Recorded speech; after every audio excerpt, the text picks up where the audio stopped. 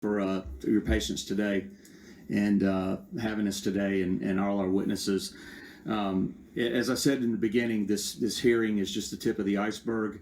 Literally, as soon as I get back to my office, I'm signing the pleadings to file a suit in Superior Court where we will be pleading and proving the allegations that we've made here today of the irregularities and the abject failure of the Secretary of State and the counties to properly conduct the election. And we believe it's impossible to certify the election results. Today, you've heard and you've seen a video of the what happened with Fulton County election officials in violation of OCGA section 21-2-483B, which says all proceedings of election officials are to be open to the public. And you saw them order our folks out of the room. You saw them order the media out of the room, and then they continued to order and continued to operate after they ordered everybody out of the room. You also saw them take ballots out from under the table and pull them out. That is a clear violation of Georgia law. You heard our witnesses today testify.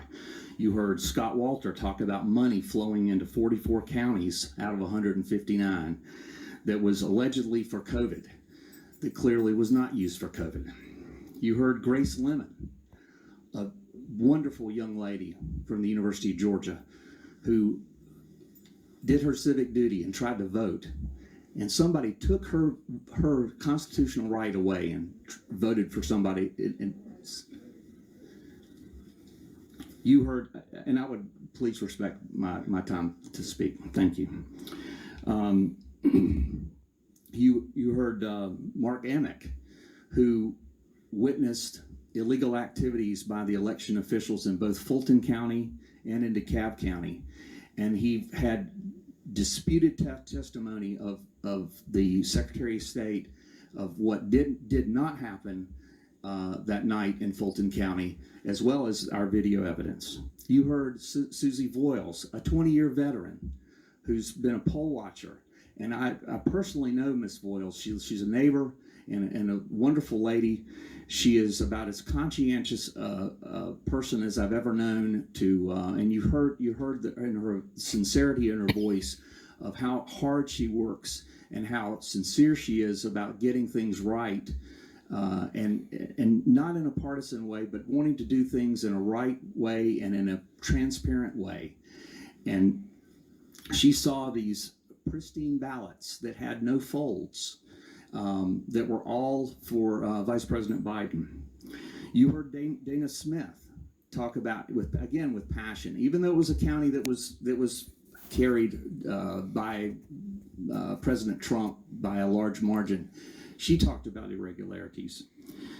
You heard from Bridget Thorne, who worked as a subcontractor for the Dominion, about how they just let these test ballots just lie around with no security. Who knows what they did with those ballots? And those were the ones that they were in the State Farm Arena. They were in the State Farm Arena, the same place where they were counting ballots, and they were just lying around. Those could have been the ones that were in those suitcases. You heard from, of course, Professor Eastman, who talked about the constitutional duties and rights. So, as I said, in conclusion, the actual result of legal ballots cast on November 3rd in compliance with the Georgia Election Code cannot be known ever. Not by the Secretary of State, not by the governor, not by the voting public, and not by the Georgia legislature. That's why the election must be vacated and cannot be allowed to stand. Again, thank you very much for your time and your patience today. Thank you. Thank you. Okay, I'd like to call Mr. Tony Burrison now. Okay. Thank you. Mr. Burrison, if you again state your name, where you're from, and then let's try to, we have a lot of people that want to speak, and just get to the essence of what you wanted to say. Yes, sir. My name is Tony Burrison, Jr. I'm from Savannah, Georgia. Been here. Oh, Yeah, you might need to get a little closer to the microphone. Yes, sir. can you hear me now? Yes, sir. All right. Thank you. All right. So my name's Tony Burson Jr. I'm from Savannah, Georgia. I was a poll observer for the Chatham County area. What I observed, and this was my first time being a poll observer. First off, I got to tell you, I'm a veteran from the Navy. So when I came back from service, I was a little disappointed in how my city was being run, especially seeing as we're one of the most impoverished cities in Georgia. And this is a problem for me because what's going on in my city is actually affecting the state. And when I observed what I observed in the polling area, it was disgusting because nobody was actually checking anything. They were just counting. And when I say counting, I mean they were just taking the ballots and one by one going down. There was no bipartisan overlook. Now, there may have been a few on certain tables, but there was not a clear bipartisan check of these ballots. And that disturbed me because while I was observing, while I had the chance to observe, because I got kicked off the floor, but when I was on the floor, there was nothing that ensured me that the votes were actually being counted correctly. If you put, I don't know, 100 or maybe even 500 votes, fraud votes, in that system or in that precinct, and you count them, how do you count that they're actually legal? No one's checking any signatures. They're just simply Biden, Trump, third party. Is that how that process is supposed to run? Now I've come up here. This is 4 hours away, and I've spent the whole day here with you guys, and I've heard all this testimony and all this issues, but it seems like nobody's actually wanting to get down to the actual problem. There are impoverished cities that are being manipulated by identity politics, and it's causing an effect on the election. Now, the only reason I came up here to talk is because people sort of, like me, they don't get involved with things like this. But this is so important that if you do not act on this, you will leave an opening for terrorist activities as far as taking the election for themselves or putting whoever they want in office. I can't sit by and do that. I served on the CVN 70 Carl Vinson proudly during the service. My ship was one of the ships that was in that. We served because we wanted to get the people who caused 9/11, okay? And we did that. But now it seems like we're having to fight our own people at home just to keep our peace. Can we all agree, if we have a fair, open recount, a fair, legal recount, that means checking signatures, that's just making sure that these people are real, making sure these are Georgians that are voting and not some random people in China or some random person in whoever other country. We don't need things like that in here. We really don't. We already have enough issues. We got enough to deal with as far as economics goes. So I wanted to come up here and voice my opinion about that and also tell you my truth about what's going on.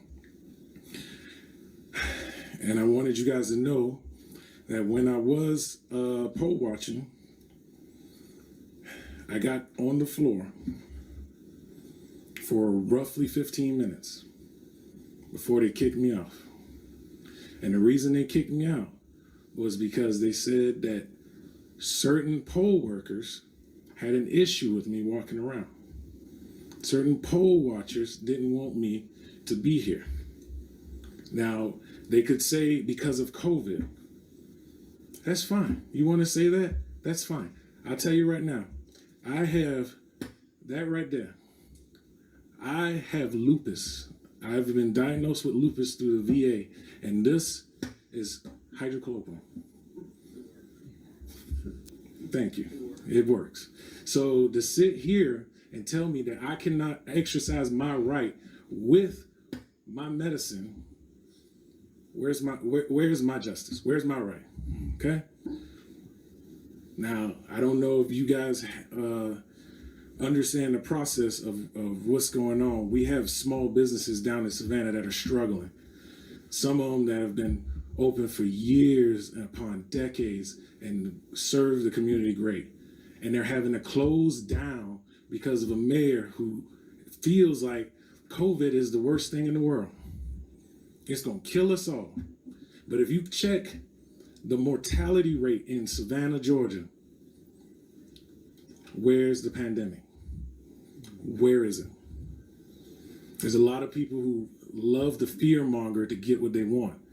I'm not one of them to sit here and let you fear monger me. Okay? I done seen what fear looks like. I done seen what the worst of humanity can look like. And I'm just sick and tired of it. I'm sick and tired of it. And I just came here, voiced my opinion, drove 4 hours here. I got 4 hours to go back home. And I just wanted to let y'all know that. So thank you for having me. Thank you for your time, and thank you for your service to our nation. Hey, it was my Appreciate your- pleasure. Your opinions. Thank you. Okay. Thank you. Yes, yes, sir. Yes, yes, Excuse ourselves. yes, sir. We're in very good hands. I think he's done a great job.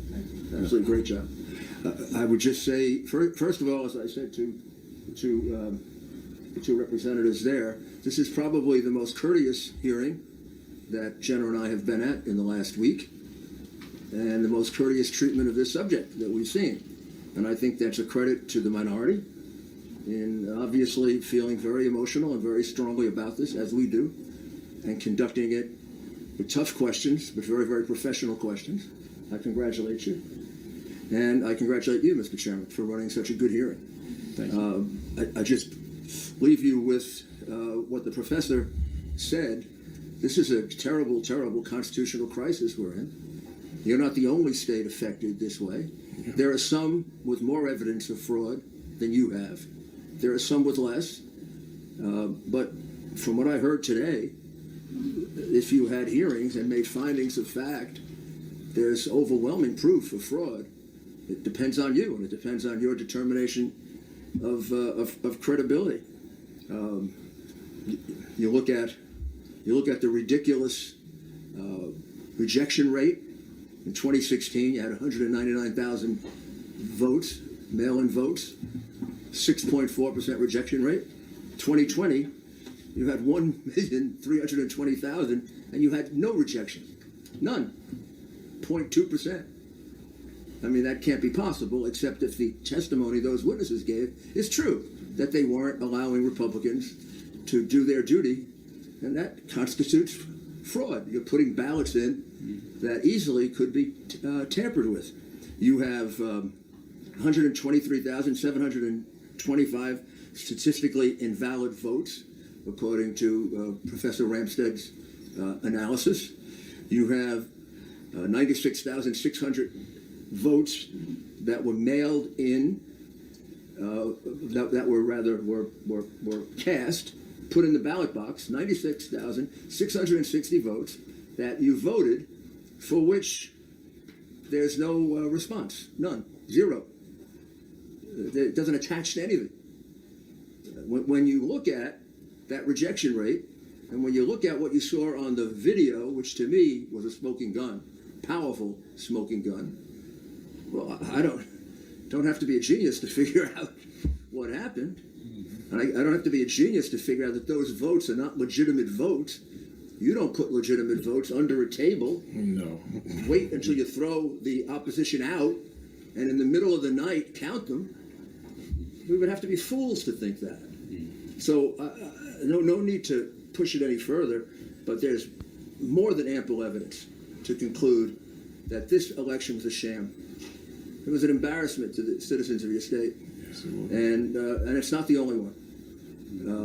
And not my place to confuse it anymore, but in my view, it was part of a concerted plan, because certain cities were picked in order to carry this out, where they thought they could get away with it. They didn't do it everywhere. It's not accidental that they picked Detroit and Pittsburgh and Philadelphia and Milwaukee and Phoenix, Arizona, and Las Vegas, Nevada. What do they all have in common? They're controlled by one political party. Some of them have been controlled by that political party for 60 years, and they have records of criminal corruption indictments as long as my arm, and some of them have quite long records for voter fraud. So this was a carefully selected thing they did here. And the one thing common to it all is the mail ballot. Keep the Republicans away from seeing the mail ballot. If they were not fooling around with that mail ballot, then exactly why were they putting us in corrals in Philadelphia or in Pittsburgh? Why were they keeping Republicans away from ballots here? Why were they counting them in the middle of the night if there was nothing wrong with them? You would think they'd want to show them to us. Exactly. I think it's clear. And I hope you take the advice of the professor. Whenever we've had a terrible constitutional crisis, we can always go back to one place for the answer, to our founding fathers and the Constitution. They put the finger on you. They put the finger right on you, on the state legislatures. You're the plenary power. You don't even share it like you do the elections clause with Congress. It's yours alone. And it's because you are the body closest to the people. And you can protect us the best. And we're counting on you. Thank you. Thank you for being here.